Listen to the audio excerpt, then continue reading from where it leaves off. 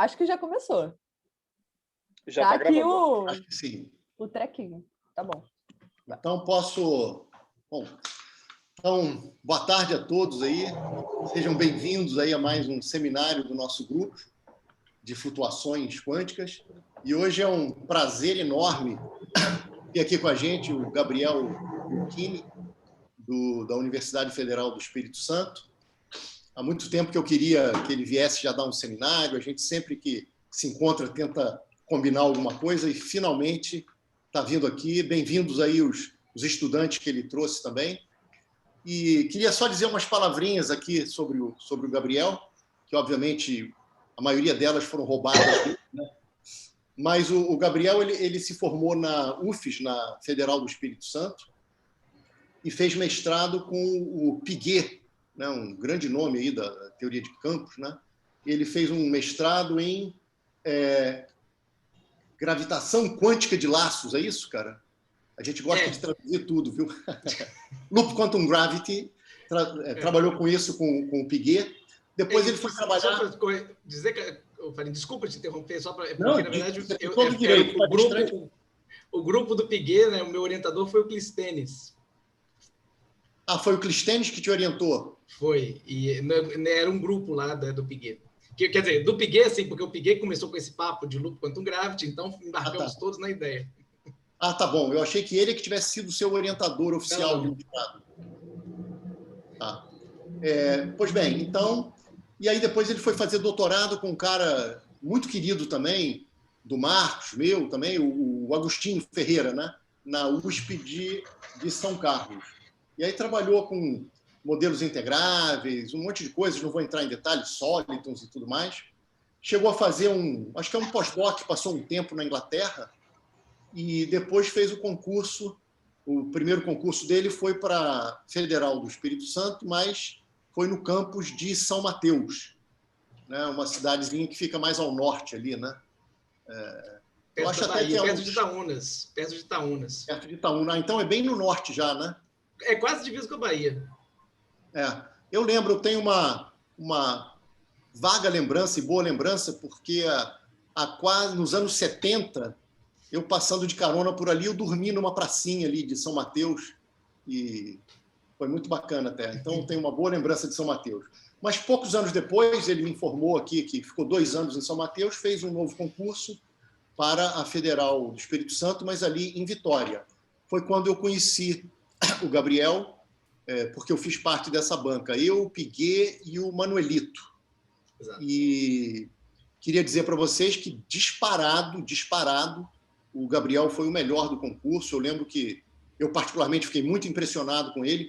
Eu depois fiquei achando que você estudou a banca, cara, porque você apresentou projetos de pesquisa, de ensino, de extensão. E lá pelas tantas falou em várias coisas que eu adoro, né? Lá em ensino falou de vetor de Runge-Lenz, falou em sei lá o quê, cicloide e tal. Eu falei, pô, cara, esse cara é o cara, né? Mas, brincadeiras à parte, você, de fato, digo aqui publicamente agora, você foi disparado o melhor do concurso. Esse concurso acabou gerando polêmica, porque alguns professores da Federal do Espírito Santo não gostaram do resultado do concurso, fizeram uma carta para a reitoria reclamando, não sei o quê. Eu custei para saber da existência dessa carta, mas, enfim, houve essa carta porque eles ficaram descontentes aí com a entrada do Gabriel. E, bom, o Gabriel... Claro. Pela coincidência, hoje acabou de ser anulado, não é bem um concurso, né? Mas acabou de ser anulado uma progressão do Instituto de Física no Consune. É mesmo? Foi anulado? É. Caramba. Aquela do... Mas eu não queria... A gente pode falar disso depois da apresentação, não queria interromper, não, só porque foi muita coincidência. Eu vou ter que editar aliás, essa parte. Muito obrigada, Felipe. Teve uma coincidência muito, assim, constrangedora, que eu fui para uma outra... Um tempo depois, eu fui para uma banca em Juiz de Fora. E nessa banca estava um professor que assinou a carta contra a banca da qual eu participei, né? E eu não sabia que ele tinha assinado essa carta, eu não sabia de onde ele era. e tratando muito bem e tal, e sentindo que o cara estava meio constrangido, até que lá pelas tantas, de onde você é, de onde não é e tal, em que você trabalha, ele era um dos caras do grupo lá de cosmologia lá da UFES, e ficou um clima assim um pouco chato, né? Porque a gente estava fazendo parte da mesma banca, mas enfim, foi tudo tranquilo. Eu queria dizer também que o Gabriel é um cara com muitos interesses, é um cara bastante agregador, motivador. Vocês estão vendo aí que só pelo número de alunos que ele trouxe aqui para participar desse seminário. Então, ele é um cara muito motivador, ele tem interesse em ensino, em extensão. Ele, só para dizer aqui, ele participou 2 vezes de um evento chamado Mostra de Ciências na UFES, e que em poucos dias atende a milhares e milhares de pessoas, de alunos. Participou também de um outro projeto chamado Cidade Móvel. Ciência Móvel. Ciência Móvel, né? Ciência Móvel, que pelo nome é algum projeto que você vai viajando ali pelo interior, né? Deve ser por aí, é isso aí. Muito bacana. E acho que tem outro projeto também, você coordenou um projeto chamado da Teoria Descoberta. Enfim, você tem interesses bastante variados. Eu lembro da história lá do cinema no campus e tudo mais. Então, você é um cara bastante completo e eu acho que a escolha da banca foi muito, muito boa para a universidade, porque você traz muito mais coisas e ideias novas para a universidade do que qualquer outro candidato teria feito. Então, é isso aí. Bom, Gabriel, já falei demais, seja muito bem-vindo, você e seus alunos, e agora fica à vontade aí para compartilhar e dar o seu seminário, tá bom? Obrigadão, Farina. Bom, deixa eu compartilhar a tela aqui, então, com vocês. Tá tudo certinho? Eu acho que eu tenho que botar no modo apresentação aqui. Acho que tá bonitinho, né? Então, eu vou tentar... A Farina comentou, né, que participavam aí docentes, estudantes de IC, estudantes de pós-graduação. Então, eu tentei fazer um seminário bastante... para todo mundo se divertir, né, digamos assim. Então, se for muito simples em algumas partes, vocês me desculpem. Bom, eu quero falar então sobre esse tema de simetria de calibre, né? Simetrias em teoria de calibre, simetrias escondidas em teoria de calibre, né? É um tema que eu tenho estudado daí desde a época do meu doutorado, né? E ainda eu espero que no final eu mostre para vocês que ainda é um tema que vale a pena, quer dizer, que eu continuo ainda estudando por razões robustas, digamos assim. Bom, lógico, a gente sabe da importância de quantidades conservadas, né? Não só pelo fato de elas simplificarem bastante a solução dos problemas, né? Mas também porque, uma vez que você entende as quantidades conservadas do seu sistema, você também pode se aprofundar sobre a própria estrutura daquele sistema, né? As simetrias envolvidas e tudo mais. E, na verdade, o nosso entendimento da natureza é baseado em princípios de simetria, né? Bom, 3 das 4 interações fundamentais são descritas pelo princípio de calibre e a interação gravitacional por um outro princípio de simetria, que é o princípio de equivalência. Então, assim, é mais do que justificável o interesse em simetrias. E o que eu quero discutir aqui são o que eu vou chamar de simetrias escondidas, né? Que são simetrias que, na verdade, elas se revelam quando você reescreve ou olha para as equações de uma outra forma. Então, só para um resumo do que eu quero tentar falar hoje, eu vou mostrar para vocês, na verdade, que a carga elétrica, né, ela é uma consequência de uma simetria escondida nas equações de Maxwell. E, bom, mas a gente já sabe que a carga elétrica é conservada por outros motivos, né? É uma carga de Noether, na verdade. Então, na verdade, eu vou estar falando meio que mais do mesmo. Sim, de fato, sim, mas não pelo motivo que a construção que eu vou fazer, ela vai permitir que a gente generalize isso para outras teorias de calibre, né? E, de fato, lá a gente consiga resolver alguns problemas importantes. Então, a minha ideia é só apresentar para vocês de uma maneira, tentar ser até bastante simples, assim, porque não dá para a gente ficar também falando tanta coisa, mas as ideias gerais sobre integrabilidade, né, e como é que você consegue construir cargas conservadas lá em modelos integráveis. E depois eu vou mostrar para vocês um jeito um pouco diferente, que talvez talvez seja um pouco diferente, né, de expressar as equações integrais do eletromagnetismo, porque nós vamos ver que, naturalmente, cargas conservadas têm tudo a ver com equações integrais, né? E aí eu vou mostrar, finalmente, que a carga elétrica ela pode ser obtida, a conservação dela ela pode ser obtida a partir de uma simetria escondida lá no eletromagnetismo, né? E daí eu conto para vocês, rapidinho, como é que são as coisas lá para Young-Mills. Né? Muito bem, então... vamos falar sobre cargas, né? E aí, seguindo aqui o Sidney Coleman, né? Que a carreira de jovens físicos teóricos é basicamente tratar o oscilador harmônico em graus cada vez mais elevados de abstração, né? E como todo mundo aqui é muito jovem, então eu resolvi começar pelo oscilador harmônico de fato, né? Veja,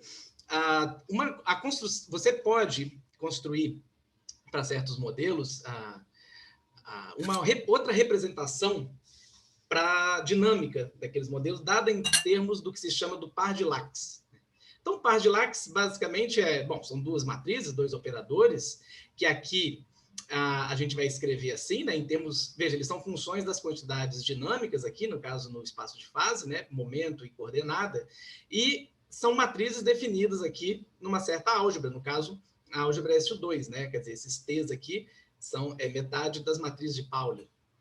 Então, você constrói esses operadores assim, né, L e M, e o que você verifica é que tem uma equação, essa equação que está aqui embaixo, ela não ficou muito em destaque, mas é a equação mais importante desse slide, que diz o seguinte, olha, diz, né, é o que a gente gostaria, a gente quer representar as equações do oscilador harmônico, que são essas aqui embaixo, em termos desses operadores aqui. Bom, isso é possível, né? Claro, a escolha desses operadores se justifica porque a pessoa que descobriu é uma pessoa inteligente, né? Assim, não tem uma receita para você construir isso daqui, tem intuição e conta, né? Então, e você verifica que, de fato, calculando o computador entre esses operadores e derivando esse operador L, você reproduz efetivamente as equações do oscilador harmônico. Bom, mas e daí, né? E daí que acontece que, uma vez que você constrói essa representação de curvatura nula, né, você consegue obter, a partir dessa equação de Lax, essas cargas conservadas aqui, que são dadas pelo traço de potências daquela matriz L. Né? Então, e é fácil você mostrar isso pela equação, porque se você calcula a derivada, né, o traço da derivada de qualquer potência de L, isso é o traço desse comutador, e isso aqui, pela propriedade cíclica, né, no traço aqui, isso daqui dá zero, então essas cargas são conservadas. E daí você vai lá, então, e opa, pera lá, então eu tenho esse N aí, né, espero que minha voz ainda esteja saindo, eu bati no fio aqui, esse N aí vai... a potência que você quiser, você sai construindo um monte de cargas conservadas aí, mas claro, você não pode também esperar que você vai obter uma coisa muito diferente lá do seu oscilador, né? O que você vai obter são, enfim, de fato, infinitas cargas conservadas, mas todas elas são potências da energia, que a gente sabe que se conserva aí por outras razões também. Bom, o fato é que o que você está descobrindo, né, é que essas cargas que se conservam, elas são, na verdade, dadas, então, pelos autovalores desse operador aqui. Então, muito interessante, se você constrói uma representação de Lax, você tem lá o operador, o L, e os autovalores associados a esse operador, você pode mostrar com bastante facilidade, né, que são conservados, e essas são as suas cargas, né? Então, potências desses autovalores aqui te dão as cargas conservadas, digamos, escondidas aí do oscilador harmônico, mas elas são triviais, né? No sentido que são potências de uma carga que você já conhece. E, de fato, esse operador... Bom, isso é um lado da história. Então, você construindo a representação de Lax, você consegue construir cargas conservadas. O outro lado da história é que também esse operador, até por ele ter, de fato, né, os autovalores preservados, ele evolui no tempo por uma evolução isoespectral, né? Ou seja, se você calcula ele lá num tempo zero, você consegue aqui, fazendo esse sanduíche com um operador aí de evolução espectral, calcular esse L em um tempo posterior. E isso vai preservar as suas cargas, né? Então, isso é outra coisa importante. E veja, essa transformação aqui, essa evolução no tempo, na verdade, uma simetria da própria equação de Lax, né? Se você calcula a derivada desse operador num tempo t aqui, né? né, dado em termos desse L0, e você mostra que se o seu M, né, se o U for dado, então, em termos dessa exponencial, esse P aqui é de ordenamento temporal, né, mas eu uso P, porque essas caras são matrizes, né, você tem que, então, integrar essa equação aqui para que isso aqui seja, de fato, uma simetria da sua equação de Lax. E aí, então, esse U dado dessa forma, né, junto com... fazendo o sanduíche aqui com esse L0, te dá a evolução desse operador, de modo que os autovalores deles fiquem preservados. Então, por exemplo, com essa representação, você pode, inclusive, reobter as soluções do oscilador. Gente, eu estou meio perdido aqui, porque fica um negocinho aparecendo. Eu acho que eu consigo mover a tela aqui. Opa, agora eu perdi minha apresentação. Eu estou compartilhando a tela? Não, né? Não. Acho que sumiu. Desculpe, é que agora voltou. Então, olha só, gente. Se eu calculo, né, se eu calculo o L0 com esse operador aqui, eu posso evoluir ele e obter ele num tempo, num instante qualquer. Então, pega lá os seus L's, o seu L e seu M, que eu dei lá atrás em termos daquelas matrizes, calcula eles no tempo igual a 0, e o seu U vai ser dado, então, por essa...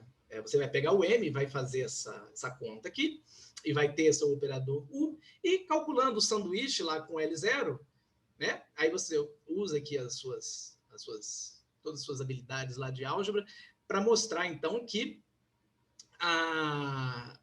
quem é o L de T, né? Num instante de T, e você tira naturalmente, né? Daí você compara o seu resultado com a forma do operador, né? L num tempo T, e você descobre exatamente aqui o momento num tempo T, e aqui a coordenada no tempo T, são exatamente as soluções do oscilador harmônico. Claro, a gente não está fazendo nada de novo aqui. Então, o recado que fica é assim: você tem a representação de Lax, você consegue com ela construir cargas conservadas, e, na verdade, ali você consegue construir tantas cargas quanto você precise, ali, na verdade. Aí tem uma questão da definição de um sistema integrável, né? O sistema integrável, ele tem, se ele tem 2n graus de liberdade, se você consegue achar n cargas conservadas, você consegue daí mostrar que ele é integrável em algum sentido lá. Ou seja, que você consegue, na verdade, trivializar a solução e integrar, de fato, o sistema, encontrar soluções, né? Trivializar a equação e encontrar soluções. Mas então, se você tem a representação de Lax, você consegue calcular essas cargas e você consegue também obter soluções através de uma evolução isoespectral. E veja, essa mesma existência da evolução isoespectral é o que te dá, né, a conservação dos autovalores desse operador que estão aí associados às cargas. Muito bem, então vamos agora para o oscilador harmônico em outro nível, né? Vamos construir aqui uma cadeia de pêndulos, só que é uma cadeia de pêndulos. Aqui está, inclusive, uma que o Farina mencionou, que algumas, né, vocês, tem muita gente interessada em também essas questões aí de ensino e tudo mais. Isso aqui é um projeto que eu e a Georgia, que está aí assistindo, a gente tinha antes da pandemia, né, mas não foi possível continuar, que a gente queria construir, de fato, uma cadeiazinha dessa daqui de pêndulos interagentes. Então, veja, além da força da gravidade aqui, né, nessa cadeiazinha de pêndulo, você também tem uma interação aqui por conta de uma torção, né? Então, esse pêndulo, quando ele balança, ele interage com o vizinho por conta dessa torção que tem aqui, digamos, dado por uma mola, uma coisa que... Eu já vou mostrar uma foto realista disso. Então, muito bem, se você aí escreve, né, a equação... Então, escreve a hamiltoniana desse sistema, né? Você tem o termo cinético, aqui você tem o termo que promove exatamente a interação entre um pêndulo e outro vizinho aqui, né? Esse daqui tem a ver com a torção lá na bola aqui, e a gravidade, né? E você faz um limite contínuo dessa cadeia. Então, aí eu estou indo para uma teoria de campos.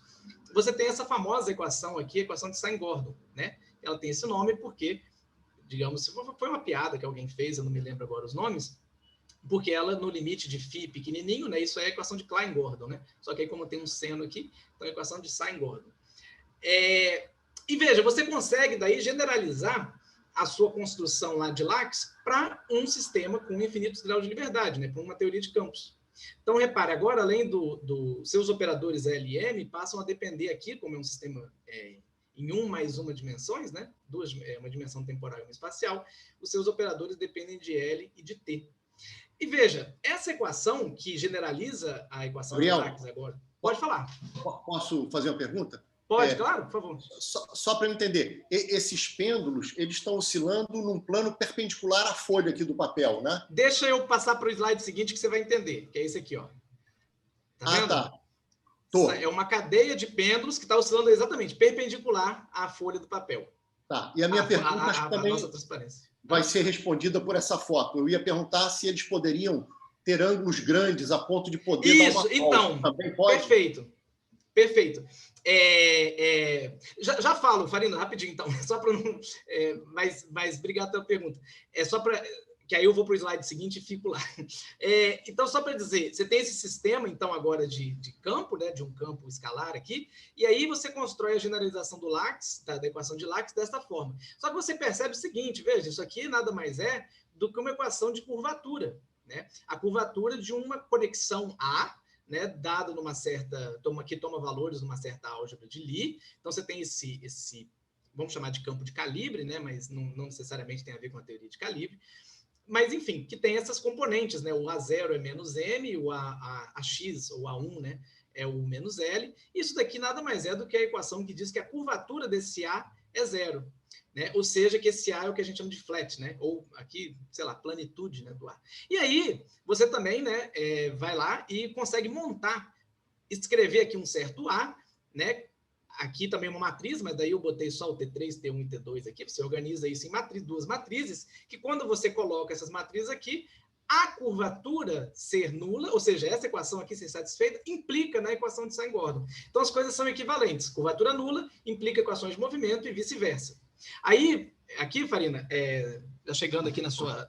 Agora que eu estou com essa figurinha aqui, fica mais fácil. O que acontece? Esse sistema, então, e o que essa curvatura nula nos ajuda, né? Para que eu vou querer isso? Veja, acontece que se você faz uma transformação de calibre, né, naquele A, né, você sabe, então você pega uma transformação de calibre dada aqui por um elemento G, né, do grupo de calibre aqui, porque agora, veja, essa sua equação de movimento é a equação F igual a zero, é curvatura igual a zero, né?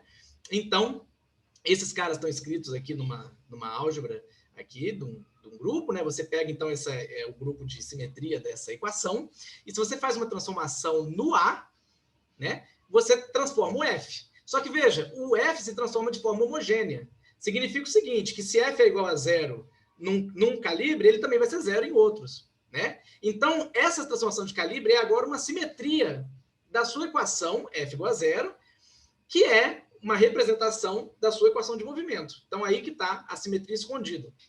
E aí, o que você faz com isso? Bom, então significa o seguinte, que se eu pegar uma solução num certo A, eu faço uma transformação de calibre, eu consigo uma outra solução. E uma solução trivial que você pode pegar é deixar todos os pêndulos parados, né? E isso daí é a solução de vácuo, né? Como F é igual a zero, uma solução para a equação F igual a zero é que o A seja plano, ou seja, ele é do tipo puro gauge, né?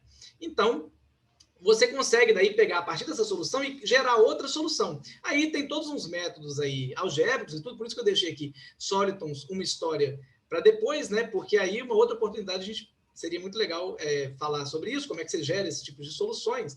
Mas o que acontece?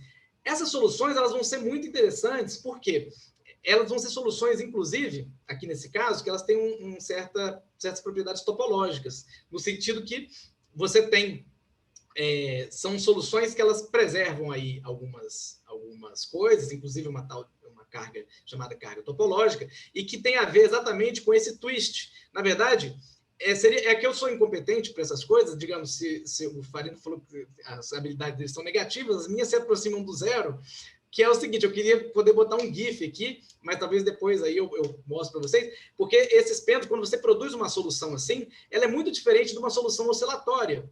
Por exemplo, uma solução perturbativa em torno ali próxima para ângulos pequenos. Por quê? Porque o pêndulo ele gira e quando ele desce desacelerando. Apesar dele estar descendo, ele desce desacelerando, porque toda a energia do movimento, digamos, do primeiro pêndulo é transferida para frente. Você não tem essa perda de energia exatamente para conservar as infinitas cargas que existem aqui, que você pode construir a partir dessa representação de curvatura nula. Você tem tanta carga conservada, e aqui, inclusive, tem essas outras cargas chamadas cargas topológicas, que você tem tanta carga conservada que o pêndulo ele tem que descer desacelerando para não perder nada, né? Para passar todo mundo para o seguinte, e assim vai. Então, você tem essas soluções que, por sinal, é muito interessante também que isso aqui você pode interpretar como partículas, né? Essas soluções podem ser interpretadas como partículas e você pode produzir, nesse processo de ficar fazendo transformações de calibre, várias soluções que são chamadas de 1 sóliton, 2 sólitons, 3 sólitons, etc. Por exemplo, essa daqui, que está aqui o primeiro plot aqui, é, na verdade, a densidade de energia de você dar um giro no pêndulo da direita, por exemplo, e dar um giro no pêndulo da esquerda, e todos os dois para o mesmo lado. E daí o que acontece? Esses caras, né, essa deformação, ela vai andando, se aproxima, só que aparece uma força repulsiva entre elas, e elas se afastam. Então, isso são como se fossem partículas de mesma carga, né? No caso, você deu o giro para o mesmo lado. Se você faz ao contrário, dá um giro para um lado e outro giro para o outro, é o que você está vendo na outra figurinha, da densidade de energia, né? Eles começam lá separados, uma na direita, uma na esquerda, aí no eixo vertical é o tempo, né? E aí eles vão se aproximando, e quando eles chegam próximo, tem uma força atrativa entre eles. Mas veja que, por exemplo, você não colocou que eles se atraem ou nada disso. É a própria não linearidade do sistema que introduz aí a interação entre esses objetos. Essa é uma história muito interessante, mas o que eu quero só deixar claro aqui é que, a partir dessa você pode generalizar essa construção do LACS, e que, portanto, te permite construir soluções, né, quando você tem uma representação de curvatura nula, e te permite também calcular cargas, que aqui eu não... Gabriel. Sim, pois não? Oi. Uma pergunta. Você está considerando um sistema que é infinito, né? Quer dizer, sim. Ou ele é finito? Não, aí que tá. Infinita, né? Estou imaginando ele infinito, né? Eles batem e vão embora. Agora, se eu botar condições de contorno, aí é um pouco mais envolvente a coisa, né? Mas uma coisa é certa, esse twist, ele é uma propriedade topológica do sistema. Então, assim, uma vez que você dá o twist nesse sistema, ele vai. Então, se ele encontrar com a parede, ele bate e volta, sabe? Porque ele não pode perder esse twist. É como se você prendesse ele lá dos dois lados, digamos, você deu o twist, aí pega uma fita e dá uma curva nela e cola ela nas duas paredes, né? E essa fita, ele vai ficar, esse nó não desaparece. Essa é uma coisa importante. E uma outra pergunta, eu pensando na cadeia infinita, se você der uma volta a partir de um certo ponto, ou se você der 2 voltas ou N voltas, para levar de um sistema desse para o outro, é uma energia infinita que separa os dois ou não? É uma barreira infinita? Eu não sei se a pergunta procede, sei lá. Não, eu entendi. Não, você pode criar soluções, por exemplo, você quer dar 2 voltas, você pode criar esse tipo de solução. Você pode criar. Mas a energia é finita ou infinita para eu virar metade desse? Para você criar essa solução tem uma energia finita. É exatamente isso, inclusive, caracteriza essa solução. Por isso que a gente interpreta ela como partícula. Porque, veja, é uma solução, claro, eu não estou mostrando aqui, mas é uma solução de onda, é uma equação de onda que você está vendo aqui, né? Só que tem esse termo não linear. Só que é uma solução que ela tem energia finita. E é exatamente isso. É como se fosse uma dualidade, só que num sistema clássico. Porque você tem uma onda, só que ela tem comportamento de partícula, inclusive. Ela tem uma energia finita. Entendi. Obrigado, Gabriel. Então, e aí como é que... o que eu quero mostrar para vocês agora é o seguinte, se você tem uma representação de curvatura nula, você tem leis de conservação. E como é que a gente faz isso?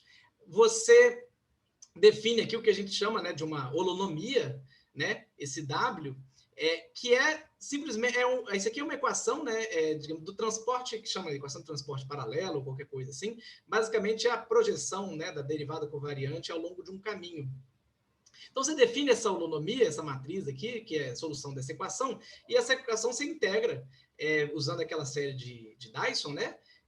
Então, você integra o resultado desse daqui, né? Uma integral aqui, uma série, que você pode escrever como uma exponencial formalmente, com o cuidado aqui, né? Isso aqui são tudo matrizes, então você tem um ordenamento de caminho. Então, veja, imagine que você pega agora um caminho que é fechado. Então, está aqui a sua holonomia, ou seja, esse objeto aqui calculado ao longo de um caminho aqui fechado. Agora, o que eu quero mostrar para vocês é o seguinte, se eu calcular a holonomia ao longo desse caminho gama aqui, para fazer isso, eu posso resolver essa equação, mas eu posso fazer isso de outro jeito. Imagina agora que eu calculo a holonomia em gama zero, nesse caminhozinho pequeno aqui. Aí, olha o que eu vou fazer. Eu vou falar assim, bom, mas gama zero e gama, um pode ser deformado no outro fazendo transformações contínuas, né? Então, eu vou transformando esse loopzinho gama zero, onde eu já calculei a minha holonomia, eu vou variando esse loop continuamente até chegar lá em gama. E aí eu pergunto assim, bom, se eu tenho a holonomia calculada em gama zero, como é que eu posso... à medida que eu vou variando o gama zero, a minha holonomia também vai mudando de um ponto para outro.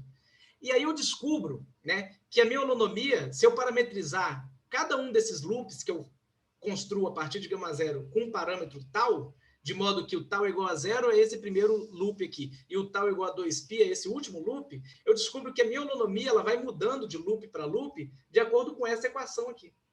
Que é uma equação muito parecida com essa primeira aqui. A diferença é que aqui, né, aparece todo esse objeto aqui que está integrado num loop. Esse sigma parametriza o loop e o tal parametriza em qual loop você está. E essa equação também pode ser resolvida do mesmo jeito que você resolve isso daqui. Você resolve fazendo uma série, né, lá de Dyson. E a solução dessa equação nada mais é do que você pode escrever como se fosse uma exponencial, só que agora, como você vai integrar em tal, vai ter uma integração numa área aqui. Ora, então você reduz esse loop gama zero a um loopzinho infinitesimal. Na verdade, o que você tem é que a holonomia calculada nesse loop aqui, você pode calcular ela de dois jeitos. Ou você simplesmente integra essa equação ao longo do loop, ou você integra o F conjugado com o próprio W nessa área, que é basicamente o teorema de Stokes, isso aqui. Né? Então, você tem essa relação. Ora, então, se você tem uma representação de curvatura nula, né, para aquela sua equação para o campo lá, o F é igual a zero. Se o F é igual a zero, então a holonomia calculada ao longo de um loop qualquer no seu espaço-tempo aí, né, em 1 mais 1 dimensões, não depende do caminho, né? O F, isso é o teorema de Stokes, o rotacional é zero, você pode integrar o seu potencial lá em qualquer caminho, em particular você pega um caminho fechado, né? Só que aqui como está na exponencial, aqui dá 1 do outro lado. Ora, então se a holonomia é independente do caminho, você faz essa construção aqui, ó. Separa o espaço, como é 1 mais 1 dimensão, você separa aqui em espaço e tempo. Então, se eu calcular a holonomia ao longo desse caminho, é igual eu calcular a holonomia ao longo desse caminho. Certo? Então, você descobre o seguinte, que eu posso, claro, decompor essa holonomia ao longo de caminhos. Então, você vai ter essa relação aqui, ó, que a holonomia calculada ao longo desse circuito fechado aqui então, a composição da holonomia calculada aqui no gama zero, no gama infinito, nesse gama t menos 1 e no gama menos infinito. Muito bem. Agora, eu percebo o seguinte, que esses caras aqui das laterais nada mais são do que pontos aqui no espaço andando no tempo. É o meu, digamos lá, meu contorno evoluindo no tempo.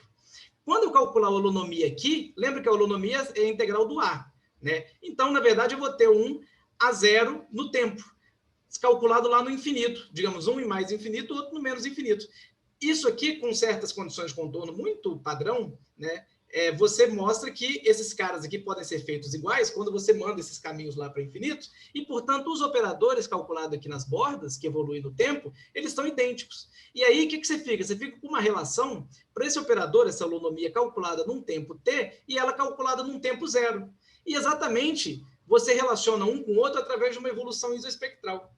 Isso significa que os autovalores desse operador são conservados no tempo. E essas são as cargas conservadas que você vai tirar aí dessa representação de curvatura nula. Similar ao que a gente fez lá para o oscilador harmônico. Né?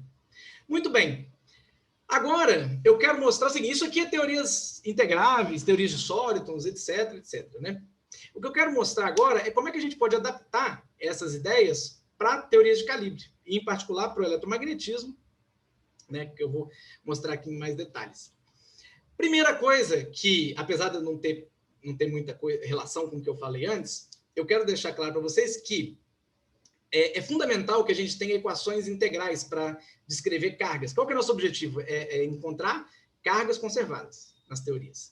Então, e, claro, a ideia de carga, ela nasce muito naturalmente no eletromagnetismo, né? Porque, veja, quando o Faraday lá resolve, né, a invenção dele das linhas de campo é exatamente o que resolve o problema da ação à distância, né? Você tem lá duas cargas que interagem, você não sabe como, né? Aí quando você inventa, então, que tem campos ali e tudo mais, aí você descobre, não, então, pera lá, quando você chacoalha uma carga aqui, essa informação ela é transmitida, etc., para outra informação, para outra carga. Então, você não tem mais interação à distância, a interação é local e etc. E o que é importante nisso daí? É que você aí, quer dizer, Faraday começa a formular, né, eu estou chamando de Faraday, mas claro, tem toda a estrutura do eletromagnetismo, ele nasce dessas relações para fluxos, né? Então, as equações integrais são equações para fluxos, né? Como é que os fluxos mudam quando você tem fonte, enfim, como é que o fluxo de um campo muda o outro e por aí vai, né? E aí, claro, você tem lá, em algum momento, eu inclusive encontrei o artigo do Minkowski, só que, por sinal, o Enzo está ali, que é um estudante meu, ele aparentemente fala alemão, ele está me devendo uma tradução desse artigo do Minkowski, que eu não encontrei traduzido em lugar nenhum, que eu não sabia, né, da existência desse artigo, mas parece que lá ele introduz essa ideia de reescrever os campos elétrico e magnético como em termos de um tensor, assim, né, que eu vou chamar de campo eletromagnético, né? Então, e aí é o seguinte, bom, você tem essas equações aqui para fluxo do eletromagnetismo, e daí a gente conhece lá as equações de Maxwell, né, formuladas, então, a partir dessas equações aí para fluxo, e claro, quem que é o protagonista nisso tudo? É o teorema de Stokes, que relaciona fluxo com carga, basicamente, quando eu falo teorema de Stokes, é teorema de Gauss, todo mundo junto, né? Relacionando fluxo com carga. Então, o que eu quero mostrar para vocês, na verdade, é que é o seguinte, a gente pode reinterpretar essa história da seguinte forma. As equações integrais, eu acho que eu escrevi aqui, ó, isso. As equações integrais, elas são uma consequência das equações locais de Maxwell mais teorema de Stokes. E para isso, eu vou mostrar para vocês uma demonstração, fazer, né, uma demonstração do teorema de Stokes, que é a seguinte. Imagina que você tem, então, veja, agora o nosso espaço ele é quadridimensional, né? Agora que eu estou falando lá do eletromagnetismo, digamos, na visão lá do Minkowski, é um espaço quadridimensional. Se eu quero calcular um fluxo, o fluxo é uma integral, digamos, né, se você fosse falar com um geômetra lá, é uma integral de uma 2 forma numa superfície nesse espaço quadridimensional. Então, o fluxo, você pega um tensor de rank 2, isso aqui define um fluxo numa superfície aí nesse nosso espaço. Muito bem, acontece que se eu agora pegar essa superfície sigma zero aqui, né, e começar a inflar ela, mantendo o contorno fixo, se eu calcular o fluxo desse campo B nessa superfície sigma zero, quando eu vou mudando essa superfície, eu vou mudando também o fluxo. Então, vamos dizer que eu vou parametrizar essa mudança por um parâmetro zeta ali, né? Então, eu posso me perguntar, bom, se eu mudo essa superfície, como muda esse fluxo? É uma conta simples de fazer. Você calcula a variação desse fluxo aqui quando você faz x indo em x mais delta x. E a sua resposta é essa daqui. É que o fluxo, a variação do fluxo de ponto a ponto, ou seja, de superfície a superfície, parametrizada, portanto, com zeta, é dada por essa expressão aqui. Então, essa expressão é muito fácil de integrar. Se você integrar em zeta, né? E o que significa integrar isso em zeta? Se você integrar em zeta do lado esquerdo, você vai ter o fluxo aqui na superfície final, que eu estou chamando sigma em 2π, menos o fluxo na superfície inicial. Só que lembra que essas superfícies são orientadas. Então, você muda a orientação da superfície de baixo, o que você tem ali? Do lado esquerdo, você tem um fluxo nessa superfície fechada agora. E do lado direito, você tem isso daqui integrado em zeta. Então, isso aqui é o teorema de Stokes, né? Então, você tem a integral do fluxo numa superfície fechada, né? O fluxo numa superfície fechada é igual a alguma coisa aqui que está aqui dentro dessa superfície. Então, esse é o teorema de Stokes. Aí, agora, você pega esse seu B, tá? Que está aqui, então, B mini, e aqui essas derivadas aqui de B mini. E escreve ele como uma combinação do F, lá, né, do tensor eletromagnético, e do dual do F. Alfa e beta são números aí. Se você faz isso, né, o que vai entrar? Do lado esquerdo vai entrar aqui alfa F mais beta F dual. E do lado direito você calcula quem é isso daqui, só que você calcula usando as equações de Maxwell. Porque eu falei que eu quero mostrar que as equações integrais são consequência do teorema de Stokes mais equações diferenciais. Então, quando você calcular o D, esses Ds aqui do F, isso vai dar zero, porque uma das equações de Maxwell é exatamente Bianchi, né? E a outra, quando você calcula esse monte de D aqui do F dual, né, isso vai dar exatamente o dual da corrente que aparece lá nas equações de Maxwell. Então, agora você separa, como você tem alfa e beta, são números arbitrários aí, você tem duas equações independentes. Uma para alfa, outra para beta. E essas aqui são as equações integrais na forma covariante de Lorentz. Isso é curioso, porque a gente sempre aprende as equações lá quando você está nos cursos de eletromagnetismo, né? Você vê lá as equações de Maxwell na forma covariante, mas você não vê as equações integrais na forma covariante. E você pode escrever uma versão integral na forma covariante de Lorentz, né? Então, está aqui. Uma equação que define o fluxo de F e outra equação que define o fluxo do F dual, tá?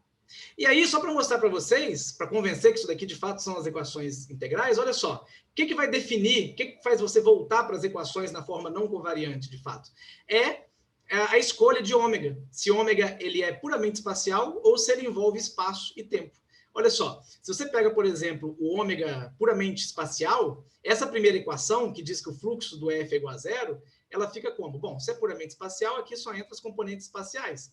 Mas o FJ nada mais é do que o campo magnético, né? E aí vai aparecer o elemento de área aqui. Então, isso aqui vai dizer que a equação diz que o fluxo de F é zero. Quando você está numa superfície, num volume puramente espacial, é a equação de Gauss lá para o campo magnético. Se você pega agora a outra equação, que diz aqui, ó, que o fluxo do F dual é igual a alguma coisa relacionada com a matéria, né? Então, tá aqui, ó, o lado esquerdo, o fluxo do F dual, você vai calcular numa superfície puramente espacial, né? Como é o F dual do F dual IJ, né? Então, isso vai ser o campo elétrico.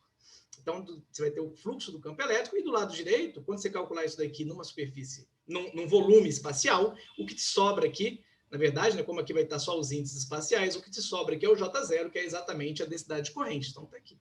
E se você agora quiser, né, a equação de Gauss para o campo elétrico, se você agora quiser pegar o ômega como uma superfície no espaço-tempo, né, então, por exemplo, vamos pegar aquela equação que diz que o fluxo do F é zero, para ômega sendo um cilindro no espaço-tempo. Então, eu defino aqui o cilindro como tendo o eixo de simetria dele na direção do tempo, e os outros aqui nas coordenadas, duas coordenadas espaciais aqui. O fluxo do F, né, vai ficar, então, é o fluxo do F calculado nas tampas do cilindro, um aqui embaixo, outro aqui em cima, e o fluxo do F calculado aqui dos lados. Quando você calcula o fluxo do F nas tampas, isso nada mais é do que a diferença de campo magnético, né, porque o FJ aqui vai dar o campo magnético, e dos lados você parametriza essa superfície aqui em sigma e tal, o tal indo na direção do tempo e o sigma dando a voltinha aqui, isso aqui vai ficar um F0i, que nada mais é do que o campo elétrico, né? O F0, nada mais é do que o campo elétrico. Então, vezes aqui o vetor tangente na direção que você vai circulando aqui. Então, isso aqui vai dar a circulação, a circuitação, né, do campo elétrico. E aí, quando você faz que o fluxo total nessa superfície é zero, na verdade, você vai ter, então, que essa equação aqui o fluxo total aqui do F é a variação do fluxo do B, menos, quando você faz um cilindrinho pequenininho, né? O E vezes um ΔT, isso aqui no limite, então, infinitesimal, isso igual a zero, isso é a lei de Faraday, né? Então, ou seja, o que eu queria mostrar é que, bom, o teorema de Stokes, junto com as equações de Maxwell, te dá aqui uma forma covariante para as equações integrais do eletromagnetismo. Tá? E aí, eu quero, agora que a gente tem isso daí, deixa eu mostrar, então, como é que a gente calcula a carga a partir dessas ideias de integrabilidade. Tá? A ideia vai ser a seguinte, veja, lembra como eu fiz lá para o meu sistema lá dos pêndulos? A gente tinha um espaço e um tempo. Né? E a carga, se vocês se lembram, ficou associada... A carga, se vocês se lembram, ficou associada à holonomia calculada no espaço. Né? Deixa eu voltar lá rapidamente. Aqui. A carga, se vocês se lembram, né? Eu falei, a carga são os autovalores dessa holonomia, que são preservados, porque ela evolui no tempo com uma evolução isoespectral, né?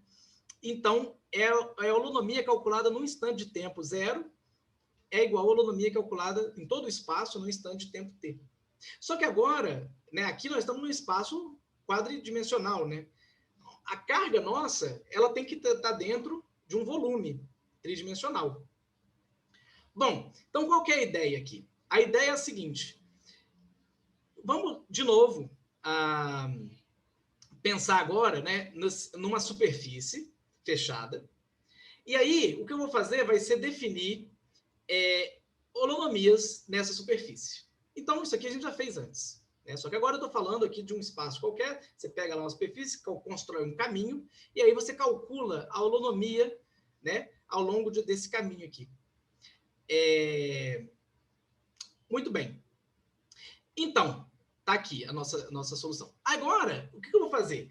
Eu vou varrer essa superfície fechada com esses caminhos, com esses loops. Tá? Então, significa o seguinte, que eu vou manter esse ponto XR, que é o meu ponto de referência fixo, e vou variando os loops usando um parâmetro tal. E aí eu vou descobrir, eu vou olhar para essa holonomia e vou me perguntar, bom, se eu tenho a holonomia calculada num loop, eu posso calcular como é que ela varia de um loop para o outro, quando eu escaneio essa esfera aqui. E aí eu descubro que ela varia de acordo com essa equação aqui, que é uma equação, de novo, muito similar a essa daqui, igual a gente já tinha visto antes. Né? E aí, então, isso daqui é o que a gente já tinha feito antes, só que agora eu estou colocando nesse contexto aí que eu tenho uma superfície fechada, e eu vou varrer essa superfície com loops, e aí eu consigo definir uma espécie de... Eu consigo definir, quando eu faço essa conta aqui em toda a esfera, né, é como se eu estivesse calculando a holonomia em toda essa esfera aí, certo? Porque, afinal de contas, eu vou varrendo com uma família de loops, né? Então, isso é associado. Então eu posso integrar Bom, acho que ficou claro, né? Quando eu tento explicar demais as coisas, acho que eu vou complicando. Agora é o seguinte, eu vou pegar isso daqui e vou me inspirar da seguinte maneira. Bom, então, pera lá. Então, eu posso calcular a holonomia como uma integral do F numa superfície.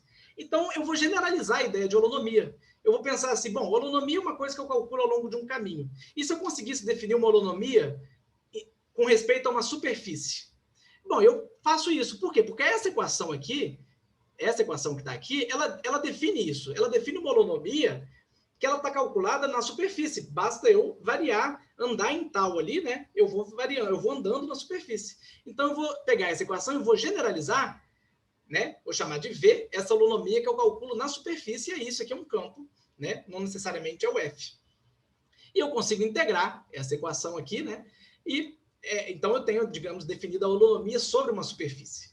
Mas agora eu penso o seguinte, bom, tem duas maneiras, de novo, de eu calcular essa holonomia numa superfície. Imagina, pega essa superfície de fora aqui. Se eu quiser calcular essa holonomia sobre essa superfície, essa holonomia generalizada aí, né, digamos, essa 2 holonomia, sobre essa superfície eu venho e integro essa equação com um campo nessa superfície. Mas eu tenho um outro jeito. Se eu pegar numa esferinha lá de dentro e calcular, eu posso ir deformando essa esferinha até que ela chegue na esferona, e aí se eu consigo calcular como que a holonomia que estava calculada lá na esferinha varia de esfera para esfera até chegar na esferona. E eu descubro que ela varia desse jeito, onde zeta parametriza cada esferinha aí. Então, eu tenho duas formas de calcular a holonomia na esferona. Ou eu calculo simplesmente integrando essa equação, ou eu calculo variando a partir de uma superfície infinitesimal até chegar lá. Isso me dá uma identidade, né? Que é exatamente o fato de que a holonomia você pode calcular fazendo uma integral na superfície ou fazendo uma integral no volume. Tudo bem. E essa solução aqui, né? Se você chamar isso daqui de A, né? Quando eu integro isso daqui em zeta, para achar quem é o V, depois de eu integrar isso, né? Integrando isso daqui no volume, a solução é que o V é uma exponencial desse A aí, né? Tá aqui. Então, eu tenho essa identidade. Eu posso calcular a holonomia integrando no volume, ou posso calcular a holonomia integrando na superfície. Né? E aqui vem uma mudança de paradigma, que eu quero agora não mais expressar o eletromagnetismo como se fosse uma equação de curvatura nula, da onde eu vou tirar as cargas conservadas. Eu quero, na verdade, usar... Eu quero, na verdade, construir as minhas cargas conservadas olhando para esse operador aqui. Simplesmente olhando para esse operador e sabendo o seguinte, que no fundo, isso daqui nada mais é do que as equações integrais exponenciadas, né? Então, digamos, esse operador, essa identidade, ela nada mais é, se você expandir isso daqui em séries, né? Em potências, para cada potência aqui, você vai ter uma equação integral. Porque, veja, o lado esquerdo é o B, se eu botar isso daqui como alfa F mais beta F dual, isso aqui vai ser igual ao lado direito, que é essas derivadas do B. Então, na verdade, eu vou usar essa identidade aí para construir as cargas como os autovalores desse operador. Deixa eu explicar melhor isso. Olha só. Então, pega lá esse operador aqui, que é a nossa holonomia generalizada, só que agora ela está num volume. Lembra? Eu falei aqui, eu generalizei a holonomia para uma superfície, mas agora eu descubro que eu também posso generalizar isso para um volume, já que eu posso calcular esse cara integrando ao longo de um volume. Então, imagina agora, eu estou num espaço-tempo quadridimensional. Separa isso em espaço e tempo. Então, imagina o seguinte, esse caminho aqui, que eu estou representando aqui, todo o meu espaço tridimensional. Esse caminho é, na verdade, um volume a um tempo zero. Então, um caminho agora aqui, nessa representação minha, é um volume. Porque, olha só, cada ponto nessa minha representação aí vai ser uma esferinha dessa daqui no espaço-tempo. Então, isso é o que a gente chama de loop space, né? O espaço dos loops lá. É um mapeamento que você vai levar cada esfera num ponto nesse espaço. Então, quando você varia de uma esfera para outra no espaço-tempo, você está indo de um ponto para outro naquele espaço, que significa que você está construindo um caminho naquele espaço. Então, agora, eu faço a construção igualzinha a gente fez lá no espaço em 1 mais 1 dimensões. Eu tenho uma holonomia, que é a exponencial desse cara aqui, que quando eu coloco agora o B dado por F e F dual e uso as equações, isso daqui vai estar relacionado à minha carga. Então, a minha holonomia vai ser a exponencial desse A, aqui, calculada ao longo desses caminhos, que são, na verdade, caminhos nesse loop space, mas são volumes no espaço-tempo. Então, veja, aqui eu começo numa esferinha infinitesimal e vou expandindo, expandindo, expandindo, até que eu chego na esferona lá, a tempo zero. Depois, aqui eu pego, isso aqui é um ponto, então está lá na esferona. Esse ponto vai para cima no tempo, ou seja, eu deixo o tempo evoluir até esse ponto aqui. Mas eu posso fazer esse mesmo caminho, ou seja, simplesmente pegar uma esferona a tempo t, né? Eu posso fazer esse mesmo caminho de outro jeito. Eu pego essa superfície, essa esfera infinitesimal, deixo o tempo passar e depois eu vou abrindo no espaço o meu volume e chego aqui também. Só que acontece que esse operador, ele não depende de qual caminho que eu escolho. Por que ele não depende? Por causa dessa identidade aqui. Veja, o operador está aqui do lado direito, ele depende do volume. Então, em princípio, ele depende do caminho. Só que isso daqui é uma identidade que relaciona esse operador com o operador lá na superfície. E aqui onde que é a superfície? Ou seja, onde que é o contorno disso aqui? É esse ponto aqui. Esse ponto não muda quando eu faço essa mudança de caminho. Se esse ponto não muda, bom, esse operador não pode mudar também por causa dessa identidade. Então, o lado esquerdo não muda porque eu não estou mudando a minha superfície final, né, o meu ponto final. Eu estou variando o caminho só no volume. Então, não importa qual caminho que eu faço, o operador não depende daquele caminho. E quem é aquele operador, então?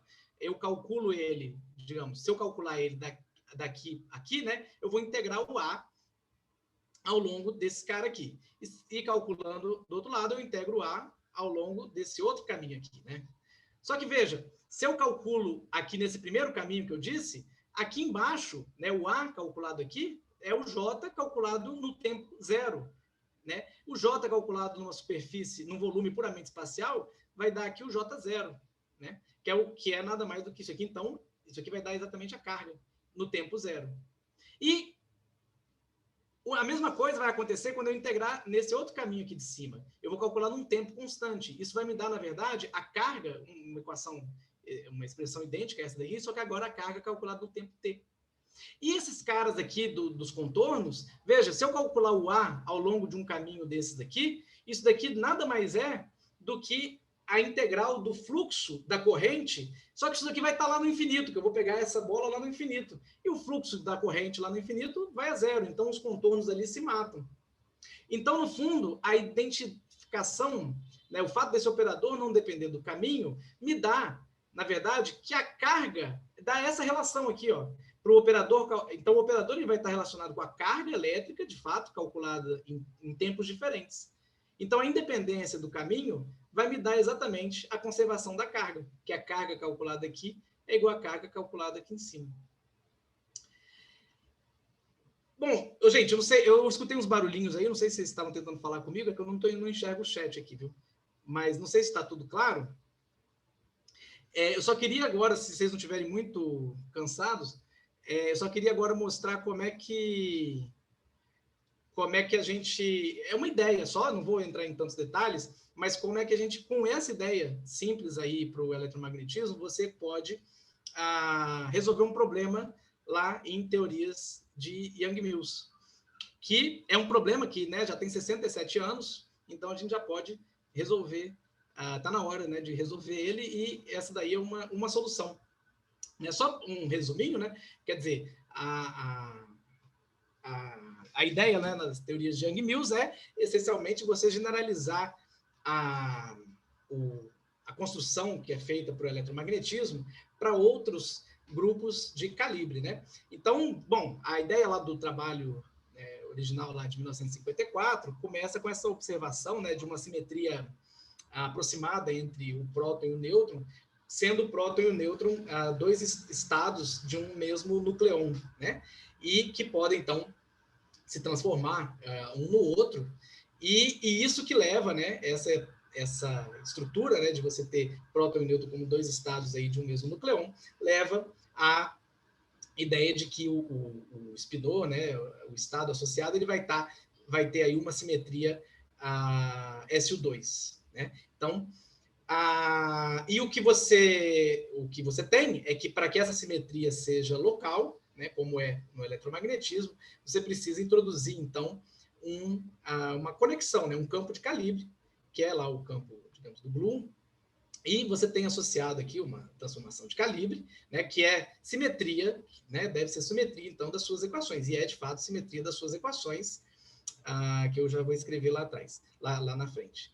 E daí o que você faz, então, quando você promove essa simetria, né, para uma simetria local, você também descobre que as suas derivadas agora são, na verdade, derivadas covariantes, e o seu tensor dos campos, né, no caso, ele agora ganha um termo aqui não linear, né, de comutador entre os A's aqui. E, bom, sobre uma simetria de calibre, sobre uma transformação de calibre do A, o F vai se transformar desse jeito aqui, isso aqui é muito importante.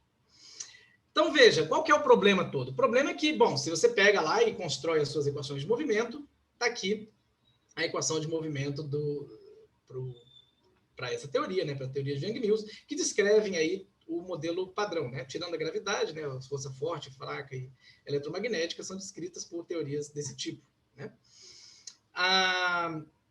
Então, qual que é o problema, digamos? Veja, todo mundo sabe, né? Lá no eletromagnetismo, esquece esse termo, então, de comutador, isso aqui é a equação de Maxwell, né? F dmi, F nmi igual a Jmi. Você pode tirar daqui uma lei de conservação da carga, muito simplesmente, calculando a derivada aqui, dmi, desse lado aqui, né? Porque, como F é antissimétrico, isso aqui vai dar zero, e aí você vai ter a equação de continuidade para o J aqui. E, naturalmente, a carga que você tira daqui, né, para o eletromagnetismo é invariante de calibre, e está todo mundo feliz, porque uma carga que você calcula, você quer que tenha simetria de calibre, né, que é a simetria fundamental lá da sua teoria. Qual que é o problema nas teorias de Yang-Mills? É que se você tentar fazer o mesmo truque aqui, né, o melhor que você pode fazer é chamar todo esse lado direito aqui de um J caligráfico e calcular aqui o seu dmi, né? Então você vai ter uma equação de continuidade para esse objeto aqui. Mas veja, quando você pega o J0, né, se você olha aqui para o lado de cá, por exemplo, se você integra o J0 num volume, isso é a integral da divergência aqui do campo elétrico não abeliano, né? No volume, que aí, usando o teorema de Gauss, isso aqui é o fluxo do campo elétrico, portanto, mas daí nós temos um problema, porque quando a gente faz uma transformação de calibre, o F se transforma em cada ponto com G menos 1. Então, a carga que você tira daí, dinâmica, não é conservada, não é invariante de calibre, a não ser quando esse G vai muito especificamente para uma constante lá no infinito, né? Então, aí você pode associar, digamos, os autovalores desse operador com uma carga, né, que de fato fica invariante de calibre, mas é uma transformação muito específica. Isso aqui não é uma quantidade invariante de calibre. Então, veja, ao contrário lá do eletromagnetismo, nós não podemos associar de uma maneira muito consistente fluxo com carga. porque a nossa carga aqui não fica invariante de calibre, que é uma simetria fundamental da sua teoria. E aí, o que a gente vai observar é o seguinte, é que as teorias de Young-Mills, elas não nasceram como o eletromagnetismo nasceu a partir de equações integrais. Você não tinha ou não tem equações integrais associadas à teoria de Young-Mills. Ela nasceu diferencial. E aí que está o ponto. O que eu quero dizer é o seguinte, é que se você tiver que você for construir uma teoria integral para Young-Mills, para ela ter sentido, as equações integrais de Young-Mills, elas se referem a fluxos também, mas não ao fluxo do campo, mas ao fluxo desse campo conjugado aqui. Ou seja, se você tem uma superfície fechada e quer calcular o fluxo do campo, o que você faz? Você simplesmente integra o campo, né, que está perfurando essa superfície aí, as suas linhas de campo lá. Só que agora eu vou dizer o seguinte, na verdade, você tem que pegar nesse ponto X, por exemplo, o que você tem que fazer é calcular o fluxo não do campo, mas o fluxo do campo conjugado nesse ponto X. Ou seja, você calcula a sua holonomia de XR, por exemplo, até aqui, e aí você faz essa conjugação aqui. Por que eu estou dizendo que você tem que, daí, se preocupar com o fluxo desse objeto e não do campo em si? Porque o fluxo do campo em si, a gente acabou de ver, quando você faz uma transformação de calibre local, ele se transforma aqui de um jeito que não deixa ele invariante de calibre. Então, como é que você vai associar fluxo com carga se você quer que a carga seja invariante de calibre, mas o fluxo não é? Agora, se você pegar esse objeto aqui, veja, como o B se transforma em cada ponto assim, e o G e o W tem uma outra transformação de calibre que ela envolve o seguinte, se você está no ponto X, o W calculado aqui ao longo desse caminho de XR até X, a transformação de calibre dele ela é assim, ó, ela vai com G calculado aqui e com G-1 calculado aqui no XR, no ponto de referência. Então, se você pegar o B conjugado, o B ele se transforma em cada ponto com um G calculado lá no ponto de referência, que está em qualquer lugar que você quiser escolher. Então, quando você calcula o fluxo desse campo conjugado, o G sai fora da integral. E aí, o fluxo se transforma da maneira adequada que você quer. E aí, gente, eu não vou explicar aqui, mas porque, enfim, é muito tedioso, mas o procedimento é similar ao que eu fiz para o eletromagnetismo. Se você usar agora essa definição de fluxo, você chega nas equações integrais de Young-Mills. E aí, claro, assim, você supõe aqui, né, que é de muito interesse você estudar soluções de monopolos também lá em Young-Mills. Então, você supõe uma carga elétrica, uma carga magnética, e as equações, elas são assim, são equações para fluxos, mas desses objetos conjugados. E aqui eu quero chamar a atenção que nas equações integrais aparece uma coisa que a gente não vê nas equações diferenciais, que é esse comutador aqui entre o próprio campo, né? Que é uma coisa diferente. Ela muda o fluxo lá. E aí, o que você tem é a construção idêntica. Você faz os mesmos truques lá que eu fiz para o eletromagnetismo e você chega numa expressão para um operador, que é o que você vai chamar de operador de carga, que tem uma identificação aqui no volume e na borda, e, na verdade, você mostra que esse operador aqui, eu botei ômega-t, porque ele é calculado no espaço a um tempo constante. Os autovalores desse operador, aonde esse J agora é uma coisa muito mais complicada, né, porque aqui envolve o dual da corrente, tudo bem, aí depois aqui envolve também comutadores desses campos aqui, etc.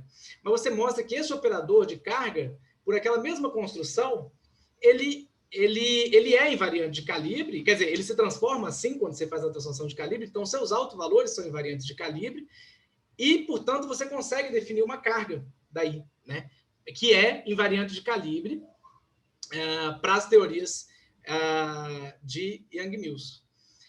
Eu não vou continuar muito aqui, eu só queria dizer para vocês que com isso daí a gente consegue mostrar, por exemplo, que o monopólio de Wu-Yang, que em princípio não tinha uma carga associada a ele, né? O monopólio de Wu-Yang é uma solução de monopólio magnético, mas que não tem uma carga associada, de fato. Wu e o Yang, lá em 67, se não me engano, mostraram que as equações de Young-Mills têm essa solução, que ela tem esse comportamento de monopólio, né? Um campo radial, mas você não tem uma carga associada a ele.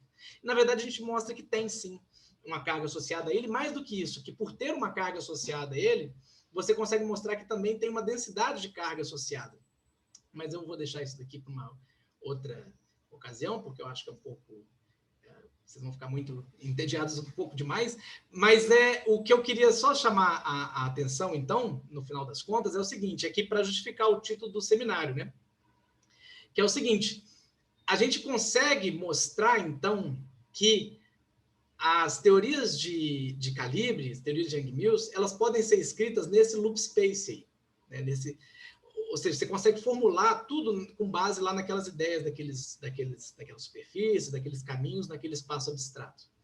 E o que a gente mostra é que, na verdade, você tem sim uma equação de curvatura nula, só que agora o seu campo de calibre, digamos, né, a sua conexão, ela é uma coisa que está definida lá nesse loop space.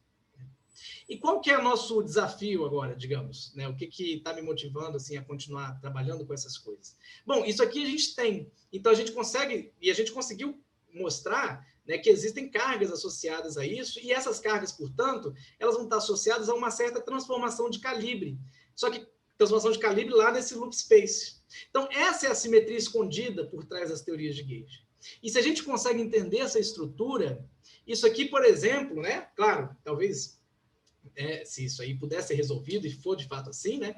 Quer dizer, talvez a gente consiga fazer aqui o que eu mencionei lá com os solitons, né? Que a partir da sua representação de curvatura nula e dessa simetria de calibre, você consegue gerar soluções para essas teorias, né? A partir dessa estrutura de simetria aí que é escondida, né? E que a gente está tentando entender agora. Acho que é isso, pessoal. Não sei se eu fui muito rápido, mas eu acho que não deu 1 hora, acho que vocês já estão... Bom, eu peço que todo mundo abra os microfones e câmeras e a gente dê uma salva de palmas aí para o Gabriel, né? A gente costuma...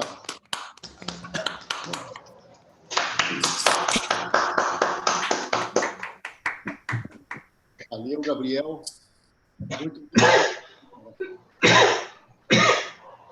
Vou abrir aí para as perguntas da galera. Quer fazer perguntas aí? Eu achei engraçado, Gabriel, do jeito que você falou no início do seminário. Você falou, olha, peço desculpas se ficar muito simples, tal. Eu falei, cara... E aí, de repente, estava assim, né? Não, mas Orwellianos e um monte de coisa, mas...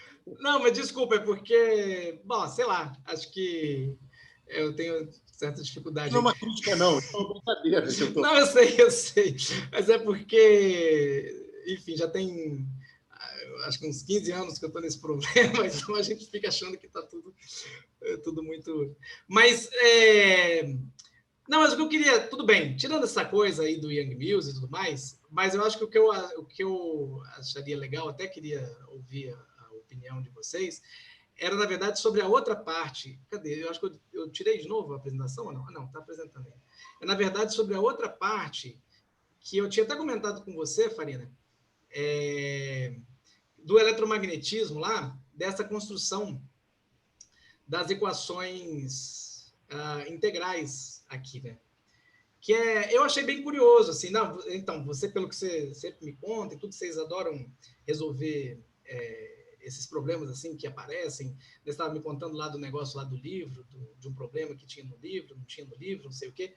E isso aqui, talvez vocês já se depararam com isso, é uma coisa que eu fiquei bastante curioso, talvez vocês vão saber me dizer, né? Que essas equações integrais do eletromagnetismo na forma covariante, eu não lembro assim de ser uma coisa que a gente vê de fato nos livros e tudo mais, né? Isso eu ia te perguntar. Eu gostei muito dessa parte, é realmente muito interessante. Eu nunca tinha tocado, né? Por que não sei se eu entendi bem, mas por que elas não existiam ou porque realmente você tem que escolher ali uma superfície para fazer um fluxo e tal, então você separa o tempo e o espaço de alguma forma. As equações integrais você sempre separa, né? Tempo e espaço. E aí vocês vêm e fazem isso daí. Isso aí, você já tinha visto isso em algum lugar? Vocês é que fizeram pela primeira vez? Então, esse é o trabalho do Vitor, que está aí, trabalho de C dele, a gente... Assim, isso é uma coisa que eu vinha discutindo já desde a época do doutorado, na época o Agostinho começou com umas ideias assim, tudo, e agora a gente... Bom, ele... Foi na época que eu comecei a trabalhar com ele que a gente começou a pensar nessas coisas, né? Mas a gente sempre tinha deixado o eletromagnetismo de lado, né? Só que agora o Vitor resolveu fazer iniciação comigo, né? Eu falei, bom, tem um negócio aqui que dá pra gente brincar. E aí agora tá mais formulado, bem bonitinho, né? E é bem interessante... assim, não sei, eu acho que isso aqui é uma coisa bacana, assim, do ponto de vista sei lá, de tudo que eu falei aqui, eu acho que isso aqui é mais interessante, porque é uma coisa muito simples, na verdade, né? Que tem essa coisa, né, do eletromagnetismo, essas duas entidades fundamentais aí, né, que é o campo e o dual dele, né, você define uma coisa que é essa combinação do campo e do dual dele, e daí isso se sustenta ali, você constrói essas equações integrais, e são covariantes, né, de fato. Assim, não tem nada de novo aqui não, mas é um jeito, né, é uma coisa legal, que agora eu estou adotando nos cursos, inclusive no curso agora de relatividade, eu acho uma coisa bacana, né, você sempre fala das equações covariantes, das equações diferenciais, na forma covariante, mas agora dá para falar das equações integrais também na forma covariante, né? Eu até me assustei, pensei que você fosse falar assim, bom, eu agora estou dando, quando eu dou aula no básico, eu boto também essas equações. Física 3, né? Quando eu dou Física 3, eu já apresento. Não, assim. curso de relatividade. Olha, vocês me desculpem, mas é porque, enfim, não queria Deixa eu aproveitar para fazer uma falar. pergunta, só para ver se realmente eu entendi as coisas direito. Quer dizer, essa superfície ela é uma superfície no espaço-tempo, né? Então, em princípio, pode ser uma superfície qualquer definida no espaço-tempo. E aí, quando o Farina falou dessa coisa de você diferenciar entre uma coisa tipo tempo e tipo espaço, eu diria que, na verdade, quer dizer, as equações não te obrigam a fazer isso. A questão é para a gente interpretar, me corrija se eu estiver errado, mas para a gente interpretar de uma maneira que faça sentido para a gente, aí a gente escolhe uma superfície ou do tipo tempo, ou tipo... Em certo sentido, exatamente. Eu acho que isso daqui, as equações escritas desse jeito, na verdade... Elas têm essa coisa do espírito lá da própria relatividade, né? Que o campo elétrico e o campo magnético, eles são manifestações de uma mesma quantidade, né? Que é esse campo F-mini, só que depende da escolha do referencial que você faz, né? E aqui, da mesma forma, assim, você tem isso para os fluxos também. Na verdade, para ser sincero, sabe, isso aqui vem também de um erro que uma vez a gente cometeu, que foi o seguinte... que a gente está muito acostumado, toda vez que você vai fazer conta, né? Por exemplo, você vai calcular um fluxo ou qualquer coisa assim, a gente sempre associa o vetor normal à superfície, né?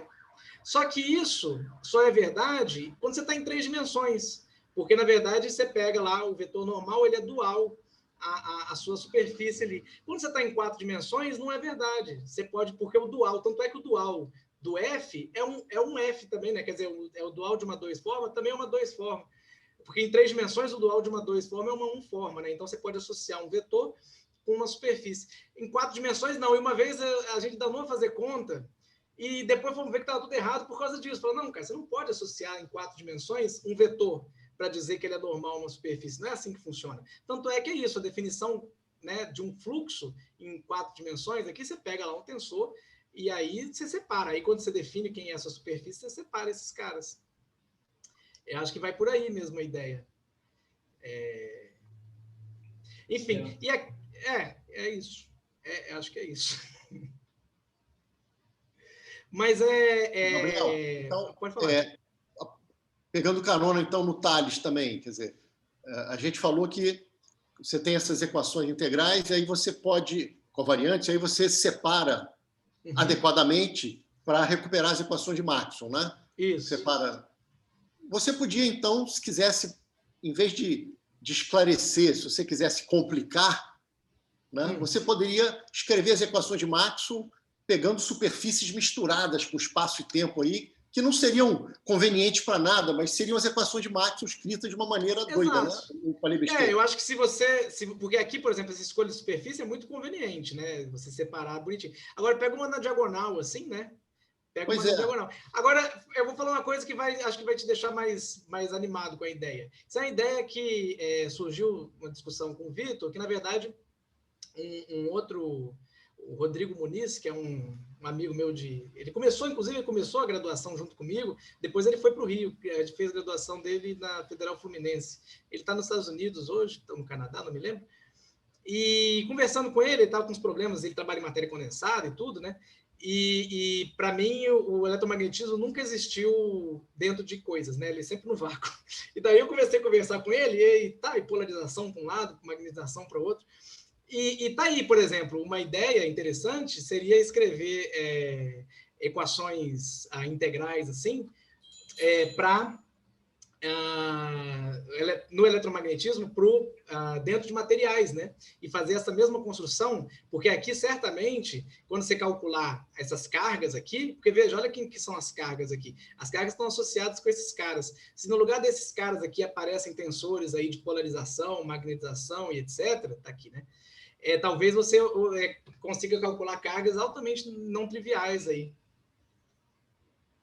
A ideia parece muito legal, cara, generalizar isso para meios materiais. Eu acho que sim. Eu acho que sim, porque aí você vai descobrir. O negócio é o seguinte: isso é uma identidade matemática, isso aí é matemático. O negócio é o seguinte: a partir do momento que você define quem é B, é que entra a sua física.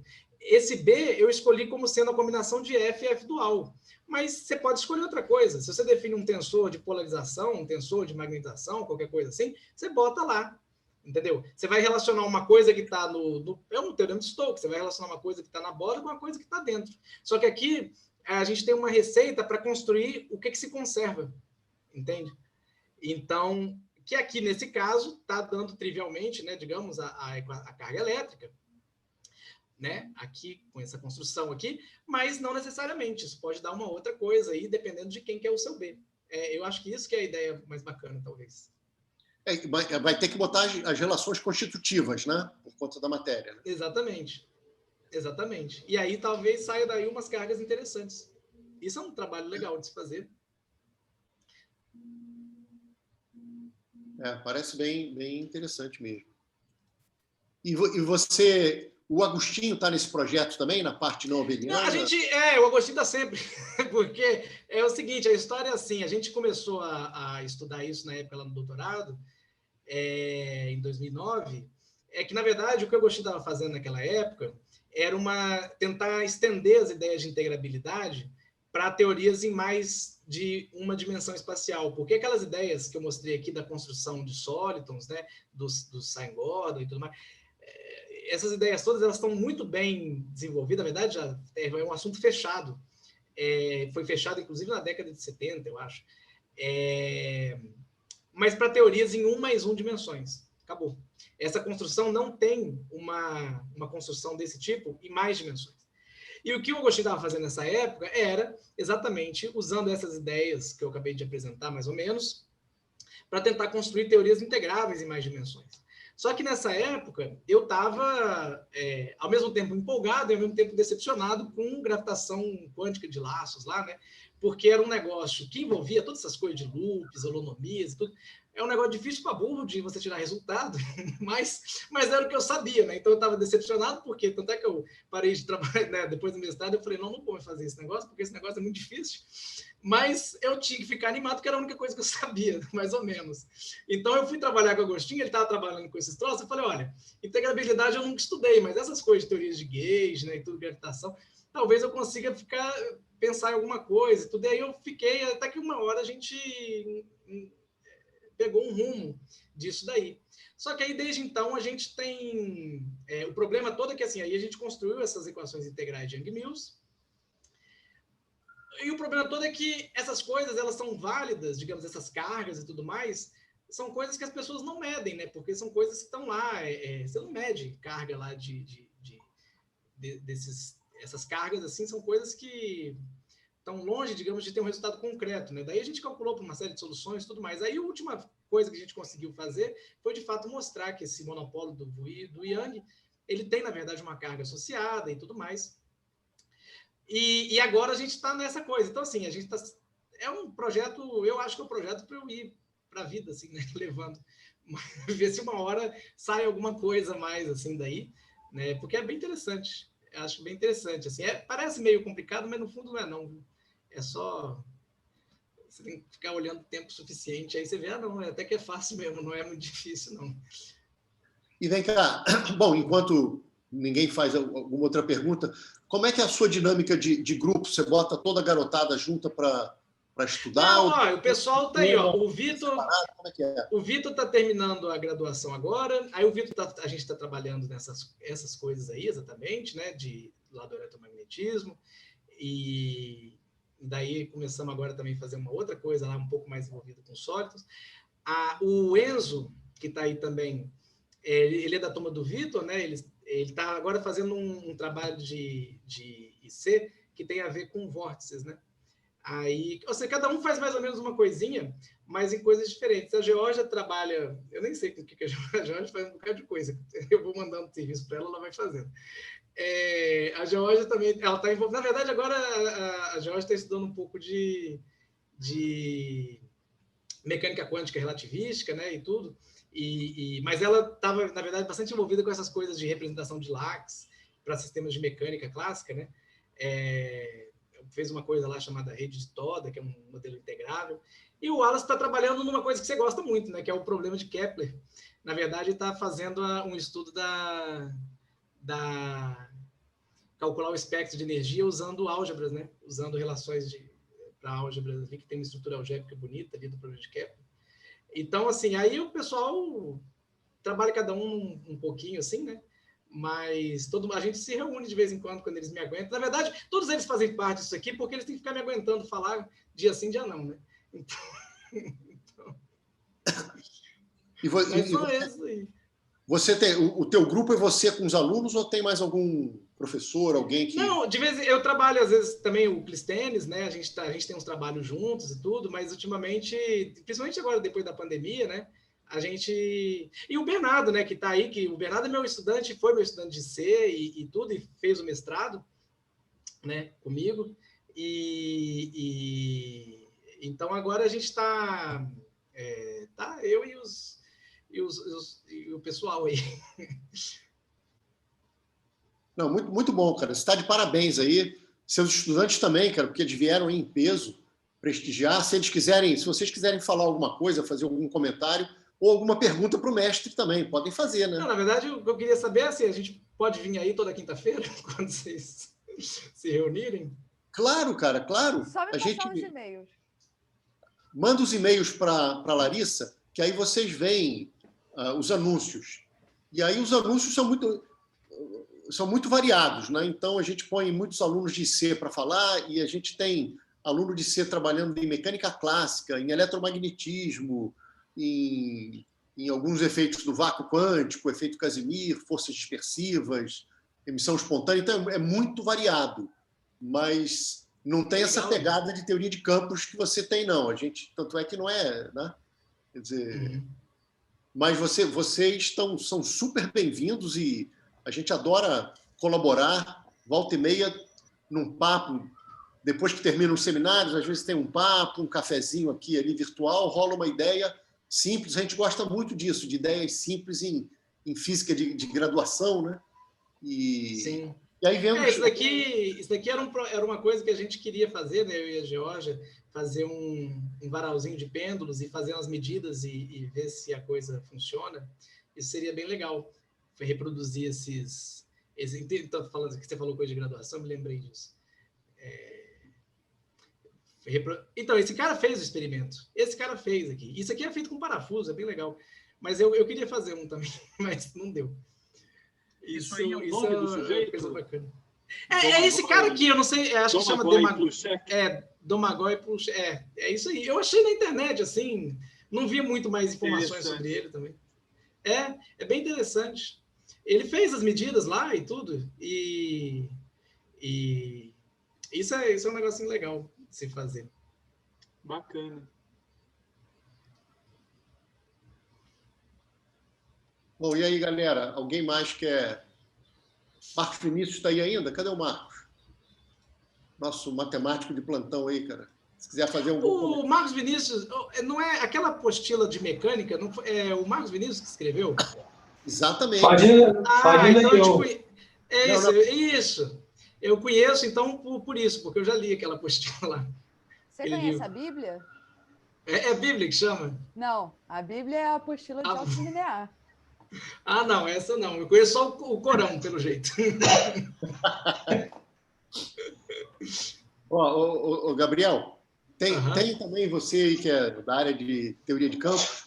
O Marcos tem também uma apostila da parte mais introdutória de representações do grupo de Poincaré, depois quantização dos campos livres. Isso é legal demais. Ele tem uma apostila maravilhosa dessa parte inicial de TQC. Você já leu? Essa eu não conheço, não. Gostaria de conhecer, inclusive. É muito elementar, é muito elementar. Não, eu vou te enviar. Por favor. Mesmo eu envio hoje pelo e-mail. Olha, a apostila é uma área de pesquisa minha que eu estou há 30 anos tentando fazer, que é o MRU clássico.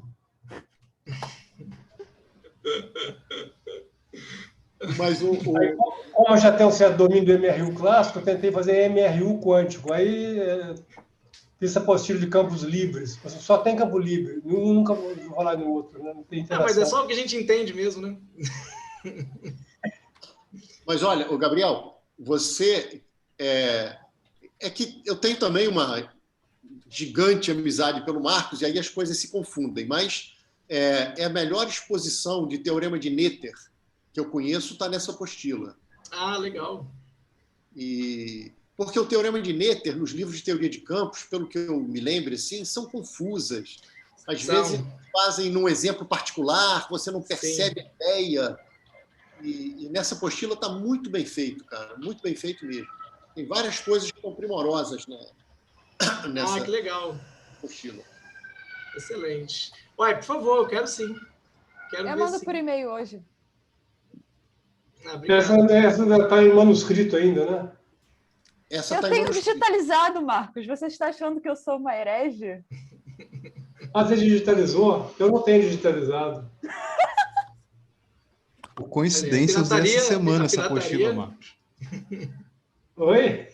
Por coincidência, eu usei essa semana essa apostila de teoria de campos.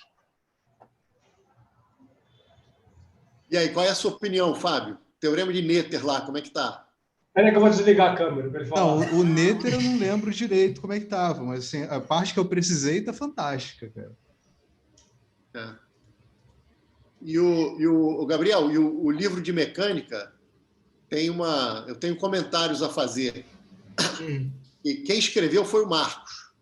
Ele que escreveu. Quando deu o curso. Nós escrevemos juntos. Depois ele me chamou para ajudar e eu só pude... A minha ajuda foi latequear. A primeira versão latequeada fui eu que fiz, né? E aí, por amizade, ele quis botar meu nome. Eu falei, não, então eu tenho que contribuir de alguma maneira, né? Mas o texto é todo dele. Então, eu falei, mas a versão que eu tenho não tem nem o nome de nenhum dos dois, não. Eu só me lembrei agora, porque eu fiquei ali, não, esqueci de me falar dessa... Que o Marcos, tem que botar não tem capa. Não tem capa, exatamente. Mas aí, então eu tenho a versão que todo mundo tem. Para eu merecer o nome na apostila, além de levar cafezinho para ele e tal, eu tenho que fazer alguma coisa, né? Então eu comecei a bolar os exemplos. Eu comecei a botar exemplos na apostila e problemas propostos também. E isso é uma coisa que eu gosto de fazer, né? E também acho que eu fiz uma contribuiçãozinha lá de mudar uma ordem de corpo rígido, que antes era com lagrangiano, agora a gente faz com mecânica newtoniana e depois com lagrangiano, enfim. Eu sei que eu fiz isso e tal, e cada vez que um dava o curso, usava a apostila e aproveitava para aprimorar, latequear mais coisas, enfim. Até que, depois de muitos anos, o Marcos teve que dar o curso de novo, olhou o que eu tinha feito, e, claro, né, ele discordou de tudo, né? Então, cara, ele tirou todos os exemplos e todos os problemas. Ou seja, ele tirou toda a minha contribuição. Atualmente, ficou a única coisa ordem que ficou. É o meu nome, mas ele tirou tudo, né? Eles falam que mineiro que gosta de contar causo, Malfarina, como todo contador de causo, Ele vai pondo, tirando coisa, inventando, fica muito interessante, fica interessante. Mas não tem nem tangencia a verdade. Mas, olha, a ordem ficou. Oi? A ordem ficou. A ordem ficou. A ordem ficou. Corpo rígido com mecânica newtoniana. Foi a única contribuição. E aí, Gabriel, tem uma coisa curiosa. Tem 2 apostilas. Não sei se o Marcos sabe disso, mas agora... eu tenho uma lá que você mandou. Essa que eu mandei deve ser a última versão que o Marcos escreveu. Mas eu tenho uma cópia pirata minha, uma versão muito antiga, onde tem os exemplos ainda e os problemas. E é uma apostila... É a versão sem o corte do diretor, né? Sem o corte do... Exatamente. Com o corte do diretor, não sei como é que fala. Sem o corte do diretor, é isso aí. Não, essa é a versão Director's Cut, que está com farinha. Com o corte do diretor. Que aí tem tudo lá. Mas tem uma pressão grande aí para terminar e escrever, porque muitos alunos, a parte de leis de Newton... Não está terminada? Mas está publicada? Tem que revisar um pouquinho, mas a ideia seria tentar publicar isso, né? Porque o capítulo dos princípios da dinâmica ali, eles estão escritos de uma forma primorosa mesmo. O Marcos ali, ele foi muito feliz em tudo que ele escreveu. E é um choque para os alunos, né? Eu estou usando essa apostila agora e é muito diferente o linguajar, né? Mas eu gostei bastante, achei bem... Ô, Gabriel, mas é uma apostila de introdução à mecânica, de mecânica 1. Sim, sim. Não tem tópicos avançados de mecânica, feito o livro do Nivaldo. Se quiser não, sei, mas eu conheço bem a apostila. Eu nunca dei esse curso aqui, né? Mas a apostila eu conheço bem. Conheço bem. Tem principalmente a discussão das leis de Newton lá, tem uns negócios bem diferentes que você não vê por aí. Bom, Larissa, a gente pode fazer o seguinte. Se ninguém tiver mais perguntas, a gente bate palma de novo, para a gravação e volta para o bate-papo. Para o bate-papo, claro. Tá? Mais alguma pergunta, então? A galera aí? Então, eu vou pedir novamente para a gente abrir os microfones e dar mais uma salva de palmas aí para o Gabriel. Gabriel, obrigado. Obrigado a você. Deixa eu falar.